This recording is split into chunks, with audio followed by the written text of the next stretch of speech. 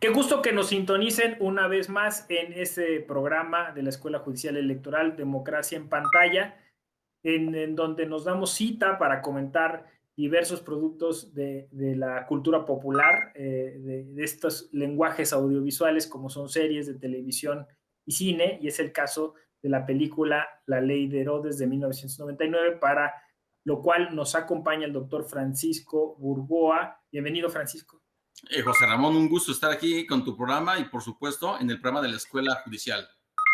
Y bueno, pues Francisco como ya dije, profesor de la Facultad de Derecho, pero él se especializa en Derecho Constitucional y por ahí pues pueden seguirlo en sus redes sociales en donde va haciendo comentarios muy puntuales. Defensor férreo de la Constitución del 17 y que claro, era obvio que de alguna forma tenía que estar para comentar esta película que se ha convertido en el imaginario colectivo en una narrativa muy peculiar y particular sobre la Constitución, a mi parecer, porque incluso sale, o sea, visualmente tú ves la Constitución del 17, digamos, en esta película.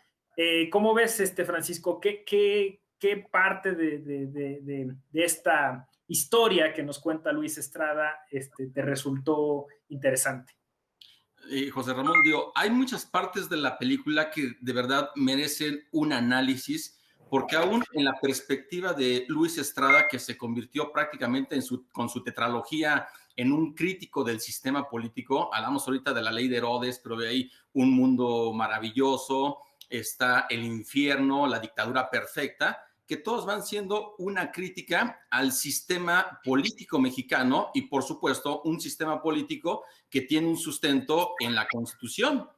Y hablando especialmente de la Ley de Herodes, es de verdad bastante peculiar por todo lo que refleja. Primero, contextualizando en el momento en el que se está llevando a cabo esta película, que es en el año 1949, cuando el presidente Miguel Alemán tenía este cargo, que fue el primer presidente de la época de los presidentes ya civiles, ya no eran militares, y el caso de que fue en este pueblo también imaginario de San Pedro de los Zaguaros, que esto se lleva a cabo en este imaginario en donde el PRI predominaba en la época, en donde hacían lo que querían con base en su interpretación de la Constitución, de las leyes y por supuesto del poder.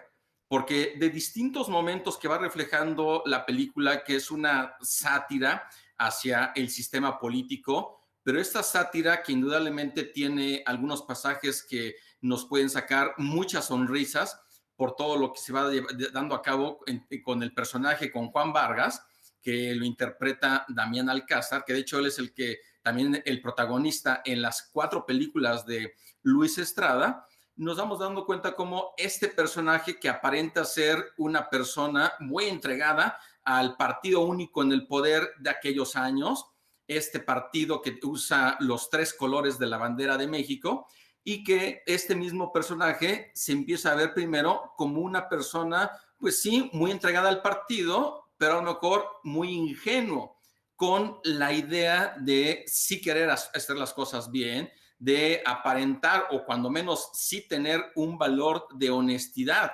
aparentemente bien arraigado. Y esto, José Ramón, también viene a que tengamos una de las ideas de Juan Jacobo Rousseau, que dice que el hombre es bueno por naturaleza, pero es la sociedad la que lo corrompe.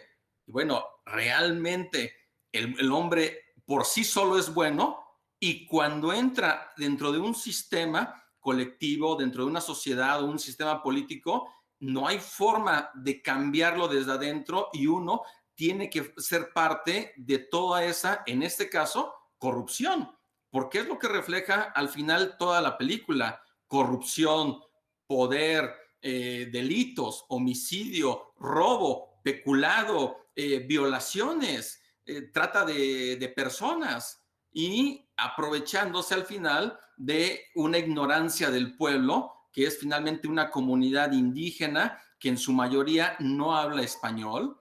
Y aquí simplemente vemos cómo en el momento en que él necesita tener un presupuesto para poder llevarle al pueblo de los aguados, esta modernidad que es parte y justicia social que es parte del lema de Miguel Alemán, exactamente va y le pide al secretario de gobierno dentro de la película, que ahí lo interpreta Pedro Armendáriz, que es el licenciado López.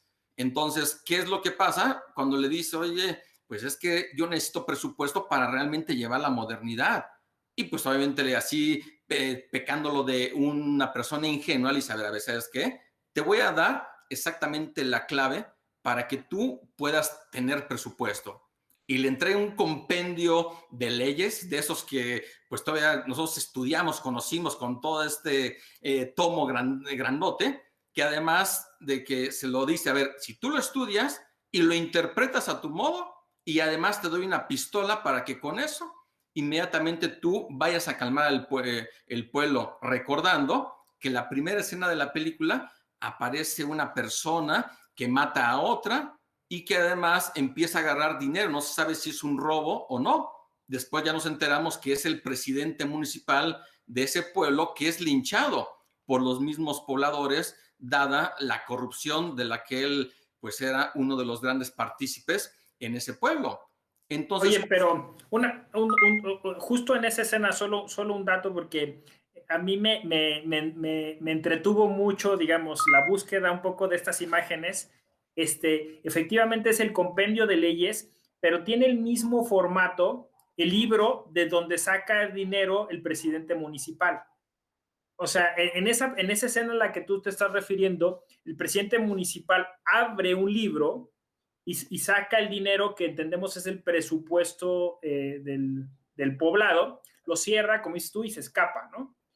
Después en Estudios Churubusco hubo un museo del cine mexicano y había una urna sobre esta película y lo que aparecía era la Constitución. Si uno ve detenidamente esa escena, es la Constitución, que es el mismo libro del compendio de leyes.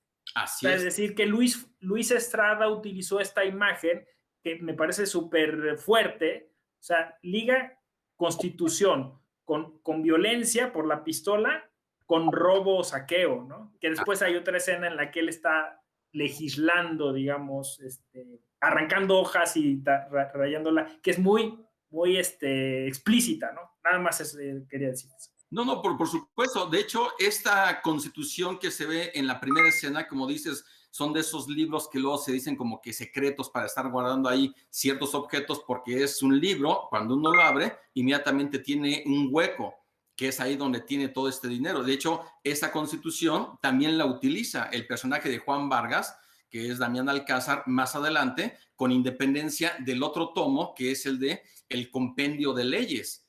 Y es de verdad, esta parte, digo, sí es como que el parteaguas en cómo cambia este personaje de Juan Vargas, el presidente municipal de Los Aguados, porque a partir de ese momento dice, bueno, pues si se trata de empezar a estudiar la ley para beneficio propio, es cuando empieza a establecer una serie de impuestos por tenencia de la tierra y después se va de ahí a todos los que tengan vacas, puercos, caballos y casi cualquier semoviente que pudiese existir en algún momento. Es decir, tratar de imponer contribuciones a través de la manipulación de la ley, que es, digamos, otra de las partes que si lo vemos en una época contemporánea, pareciera más que la autoridad tiene un interés en recaudar impuestos que en poder llevar a cabo una modernización a comunidades indígenas o tratar de llevar seguridad,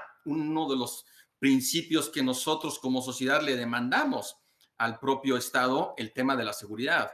Pero sí, ahí creo que se ve reflejado en ese momento, cuando se ve las leyes, es prácticamente hablar de derecho y de poder, de derecho y de fuerza, y cómo a través de la fuerza, cómo a través finalmente del uso autoritario por parte de Juan Vargas, pues es de que él ya va construyendo la segunda parte de su personalidad, en donde ya prácticamente pues se entrega a la corrupción, ya de alguna forma también entra en contubernio con otro elemento que tiene que ver con la religión representada por el padre del pueblo, en donde también el padre pues es un corrupto y prácticamente es ahí donde hay todavía otro elemento que permite identificar, obviamente, a los espectadores de esta película cómo se van mezclando distintos elementos entre el tema de el control, porque al final el derecho, la religión y el poder buscan ejercer un control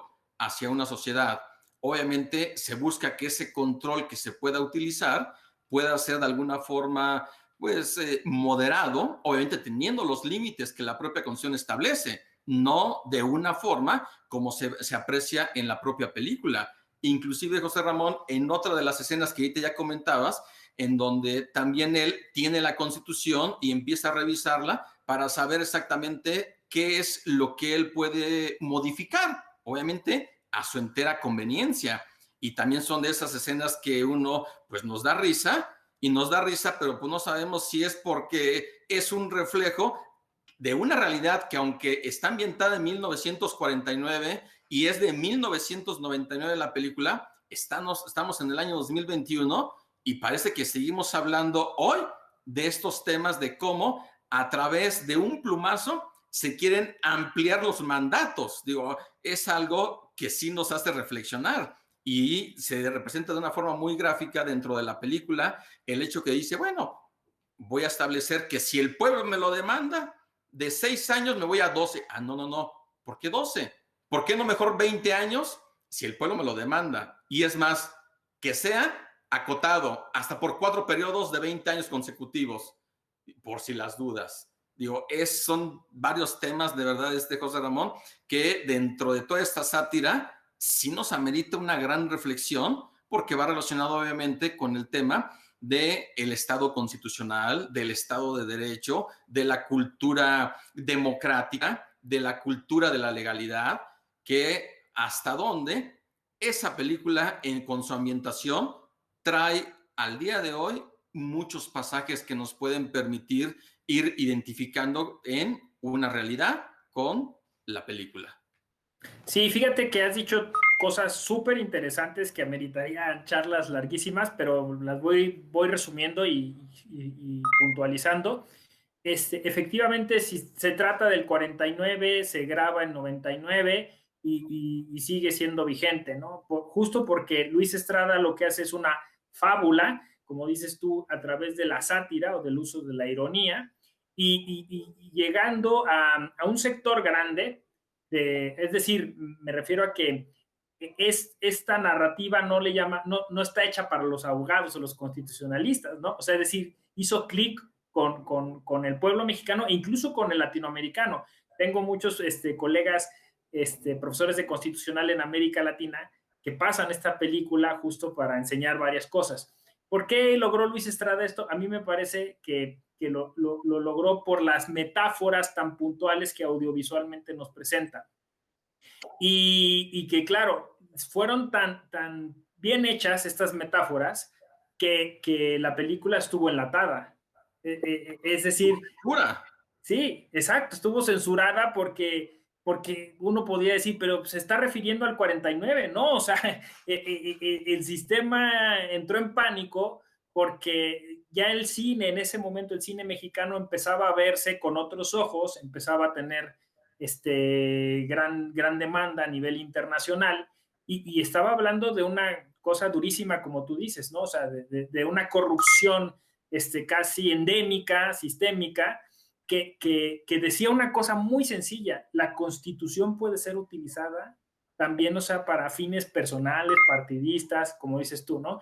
Y luego puntualizando cosas que ya dijiste tú, ¿no?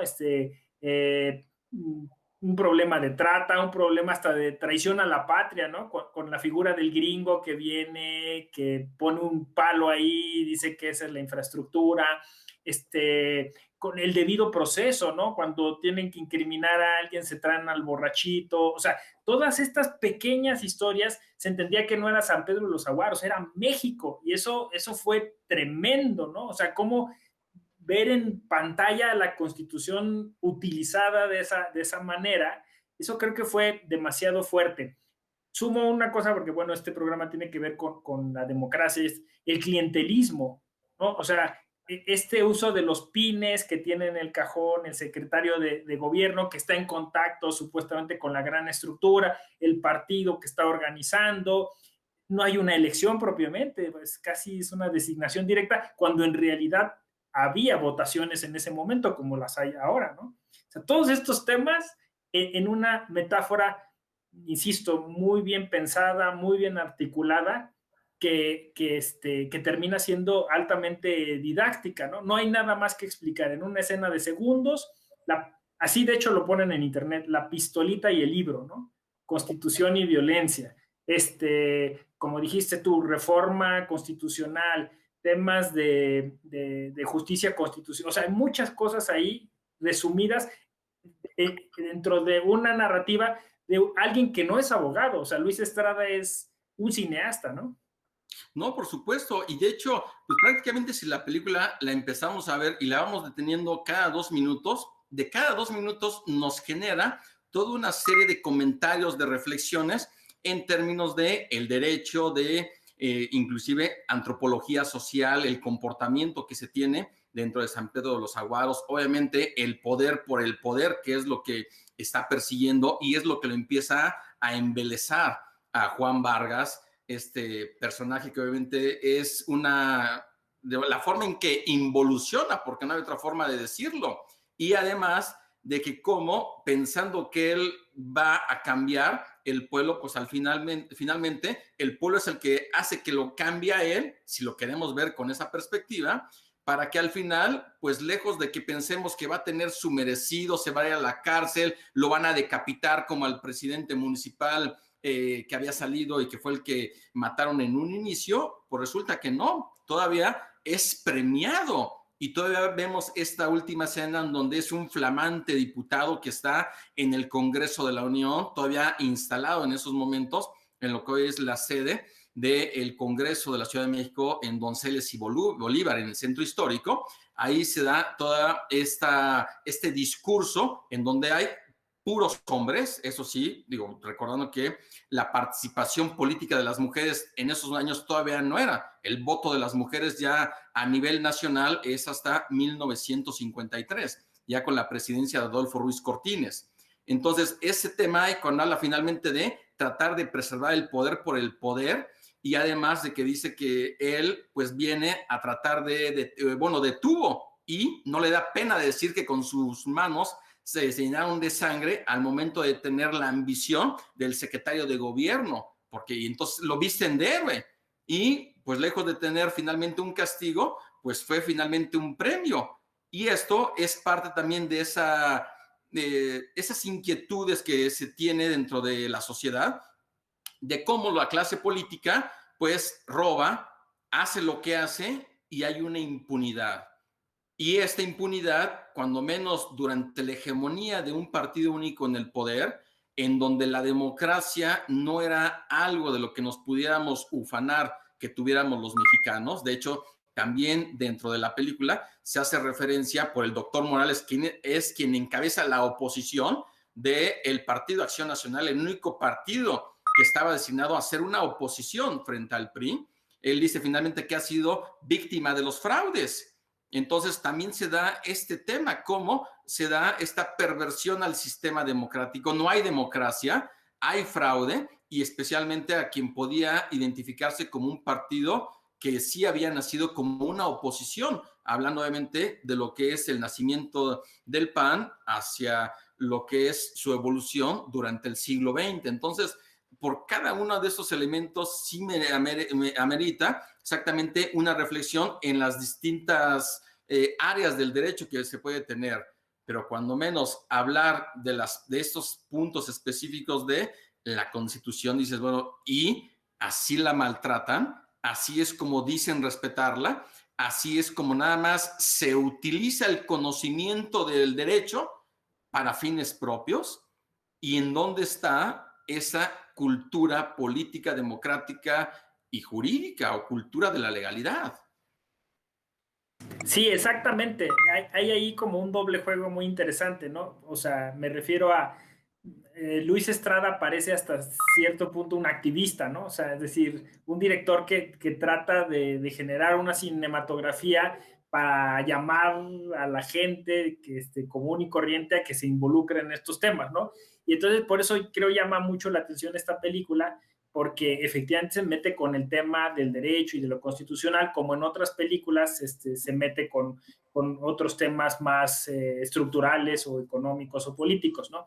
Y claro, entonces esta cuestión que tú dices, por eso digo es un doble juego, porque básicamente lo que muestra Luis Estrada es este manejo del derecho de manera personal, institucional y no de cara al pueblo, ¿no? Y lo representaste muy bien, lo dijiste muy bien, con esta cena en la que se reúnen todos y está el clérigo y está la oposición y está poder del pueblo ahí representado. Exactamente, está el poder representado. Quizá falta únicamente la dueña de este prostíbulo, ¿no? Que también tiene un poder tremendo y al que es a la primera de las con las que se enfrenta Varguitas, ¿no? Por decirlo así. Y cómo ahí se va justo eso, los factores reales del poder se van acomodando y lo triste es, como dices tú, este poblado que además es indígena, donde se ve, bueno, eso, la sequía, no se ve agua, no se ve infraestructura, la gente está, pues eso, a expensas de lo que resuelvan estos otros, ¿no? No puede hacer absolutamente nada y viene uno y roba, viene otro y roba, ¿no? Y solo, o sea, el punto es lo que también tú señalaste a propósito de Rousseau, que lo discutía con Hobbes. A Luis Estrada le encantan estos personajes que se deterioran moralmente, ¿no? Pasa también en el infierno. O sea, llegan como con una buena disposición, tú dices ingenuidad quizá con una pretensión. También ese es otro tema, lo que decía López Monroy sobre la empleomanía. No se ve como un cargo público, se ve como un privilegio. Él quería un premio por sus años como servidor público y el premio era una presidencia municipal. O sea, no se ve como algo en lo que voy a aportar, a trabajar, a darle algo al pueblo. No, es un premio. Y como dices tú, la diputación fue otro premio. Entonces tenemos que cambiar también esa visión que es muy revolucionaria, por decirlo así, en el sentido en que la revolución te hará justicia. ¿Y cómo es? Pues dándote una tajada del pastel. Y si no te la da directamente, pues que se la dé un familiar. O sea, todavía hay, a eso me refería con el clientelismo, todavía hay una concepción de que la estructura es algo para repartirse. No sé si me explico. No, claro, bueno, inclusive cuando el secretario de gobierno López, el licenciado López, Pedro Armendáriz, cuando él está esperando que le vayan a dar la candidatura y no se la dan, es cuando, por una parte, se dice muy institucional y muy alineado en respetar esa decisión, esto durante la llamada que le hacen para informarle, y así como cuelga, inmediatamente empieza a proferir una serie de improperios en contra del partido. Y a partir de ese momento también él va a tener este plan para poder llevar a cabo un atentado en contra de quien había sido el candidato. Entonces, al final es, bueno, todo lo que se busca es para un beneficio propio. ¿Cuál interés general? ¿Cuál interés público? Simplemente es para unos cuantos. Y eso, esa percepción que lo refleja muy bien Luis Estrada en el filme, pues al final es lo que la población mexicana ha pensado en todos esos años, digo, salvo que no formen parte, obviamente, de toda esa élite de la que tuvieron la posibilidad de vivir del presupuesto. Digo, pero si identificamos a los pensamientos de nuestros abuelos, de nuestros padres, pues sabemos que esa idea finalmente sí permeó y creo que también eso fue lo que permitió que tuviera esta crítica en 1999, porque estamos hablando del año anterior a las elecciones federales, en donde se iba a decidir la continuidad del Partido Revolucionario Institucional en la titularidad del Poder Ejecutivo, o en su caso, iba a haber una alternancia en el poder. Y como sabemos, hubo la alternancia en el poder. La verdad es que ahí sí, José Ramón, no tengo yo un dato, no sé si existe un dato, una encuesta del momento para saber si esta película en aquellos años pudo haber cambiado la percepción en el ejercicio del voto hacia una colectividad, hacia una parte de la ciudadanía. Sabemos que hay un voto duro que ejerce los partidos políticos, pero hasta dónde también una película pudo influir, porque además el nombre de la película pues hace referencia también a este refrán. Y en su momento, pues se quedó perfectamente claro en qué consiste la ley de Herodes. Yo como ciudadano, que no soy servidor público, que soy jornalero y que estoy trabajando y demás, pues la verdad es que el gobierno, pues es el mensaje que me mandas. La ley de Herodes es o te chingas o te jodes. Es que ese es el punto. Fíjate, bueno, respondiendo a tu pregunta, efectivamente hay estudios que dicen que sí influyó, o sea, no contundentemente, pero sí fue un factor. Y es de esos, digamos, ejemplos relevantes donde el cine tiene una repercusión en lo social y en lo cultural, ¿no? Otro, por ejemplo, que siempre se cita es la película con Richard Gere, Acoso, que eso detonó después una reforma a la legislación norteamericana respecto de la violencia contra la mujer en Estados Unidos. Y este es otro de los casos, efectivamente pudo influir en algún cierto tipo de votante esta película y por eso la cautela o la premura o sea, que se tenía en ese momento. Ahora, sobre lo que dices es cierto, o sea, es que el problema es que a veces cuando se habla la unidad, o sea, esa idea de es que hay que estar unidos y todo eso, era una forma, o sea, esa es la expresión que está detrás de la ley de Herodes, ¿no? Es decir, es mejor malo que conocido que bueno por conocer. O sea, ese era un poco el lema de campaña, o sea, la idea que nos querían vender. Y con eso, la cultura mexicana ha seguido, o sea, hay que apechugar, hay que apoquinar, o sea, todas estas expresiones es, pues tienes que aguantar, porque en una de esas viene la tuya, ¿no? Pero, insisto, la tuya es tener un cargo público, que es muy triste, ¿no? Porque, o sea, se pervierte esa idea del servicio público y entonces, claro, el título encerraba toda digamos, una forma de cultura política que no es la más idónea, más adecuada y que se trasladaba a todo el ámbito público, incluso a lo electoral, ¿no? Sí, de hecho, digo, dentro de la forma en cómo la ciudadanía fue percibiendo esta película en 1999, digo, pues finalmente hizo que Luis Estrada tuviera este auge, como en este pensamiento crítico, como dices, no es abogado.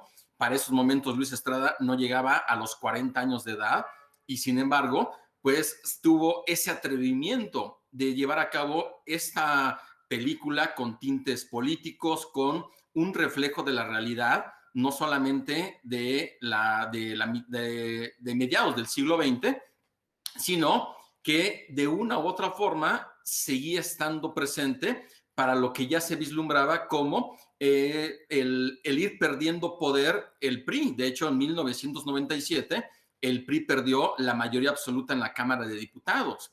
Entonces, es, digamos, todo este recuento que se hace durante este filme y que al final, pues, de una forma bastante clara, refleja el sentir de, no quiero decir todas las personas o de toda la sociedad, pero estoy seguro que una gran parte de la sociedad exactamente ve cómo esa película, pues no solamente reflejaba a 1949 ni a 1999, sino todavía hoy, en el año 2021, todavía con esta alternancia en el poder, con este fortalecimiento a nuestra democracia, se siguen viendo muchos elementos que hoy en día siguen estando.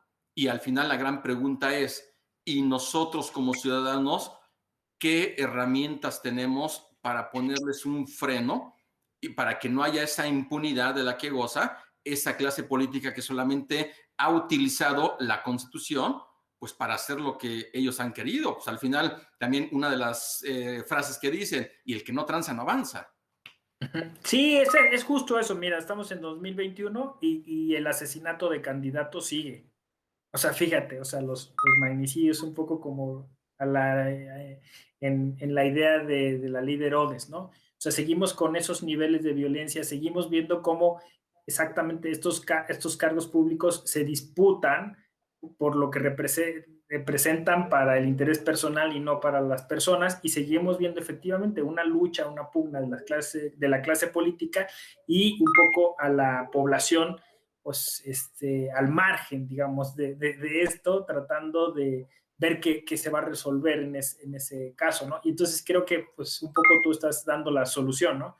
Es decir, tendríamos que generar una democratización de la cultura constitucional, no sé cómo decirlo, o sea, que no sea, no sé, eso, un libro polvoso y viejo, porque cuando, esa es otra de las imágenes, cuando lo saca el secretario de Gobernación o siempre que lo sacuden, sale polvo, ¿no? O sea, como si relegáramos eso, como si se tratara de un objeto y no se tratara de algo que tiene que ver con la vida de las ciudadanas y los ciudadanos. Por eso me encanta esta película y por eso quería yo que hiciéramos este debate, porque sé que tú eres pues un poco devoto de estos temas y seguramente ibas a aportar muchas cosas interesantes en ese sentido. No, digo, y obviamente es una película para verla, y más si tenemos la posibilidad, como tú, como yo, de ser académicos, de llevar esas reflexiones con los alumnos, digo, porque finalmente ellos vienen detrás de nosotros, y nosotros como académicos, pues también tenemos un sentido, y a lo mejor creo que ahí podrás coincidir conmigo, de ser idealistas, de que realmente creo que podemos aportar hacia los jóvenes para que ellos tengan un pensamiento diferente, para que ellos realmente sepan que no solamente es hablar de una deidad llamada Constitución, sino de que a partir de el conocimiento, exigir el cumplimiento hacia los servidores públicos de esa protesta que rindieron de cumplir y hacer cumplir la Constitución, sea una realidad. Porque inclusive en las clases que yo tengo de Derecho Constitucional, sí vamos y luego viendo distintas partes de la Constitución, y las soluciones, pues prácticamente en su mayoría están en la Constitución.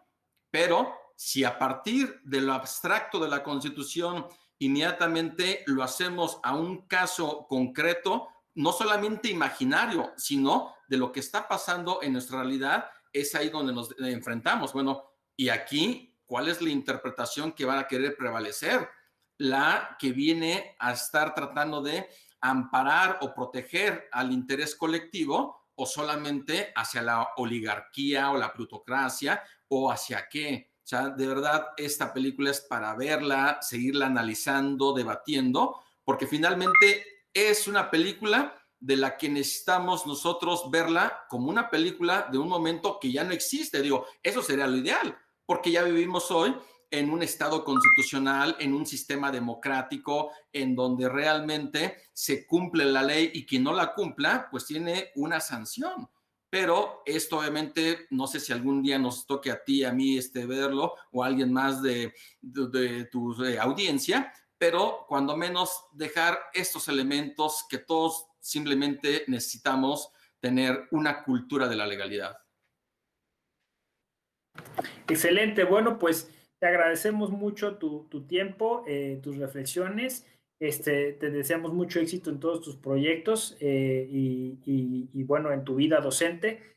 Y ojalá pueda estar en una siguiente ocasión aquí en Democracia en Pantalla. Gracias, Francisco. Yo encantado, José Ramón, y saludos muy para ti y a tu audiencia, por supuesto. Gracias, Francisco. Un abrazo. Bueno, pues nos agotó el tiempo. Yo soy José Ramón Narváez Hernández. Democratiza lo que miras, dale inclusión a tu emoción. Nos vemos a la próxima.